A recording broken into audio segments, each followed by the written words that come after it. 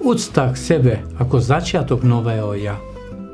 Už si čakal dosť dlho, príliš často si sa ospravedlňoval za to, že cítiš hnev, za to, že máš svoj hlas, za to, že túžiš po niečom viac, ale nie si pokazený, nie si príliš, nie si zlý človek, len si sa príliš často zrádzal, aby si nesklamal iných. Dnes sa však niečo v tebe zlomí, nie hlučne, nie dramaticky, len ticho, chladne, ako keď niečo praskne vo vnútri. A ty si povieš dosť. Už nebudeš milý, ak to znamená, že musíš zaprieť pravdu. Už nebudeš ticho, keď tebe duša kričí. Už nebudeš ustupovať, len aby si zaslúžil lásku. Prestal si sa skrývať.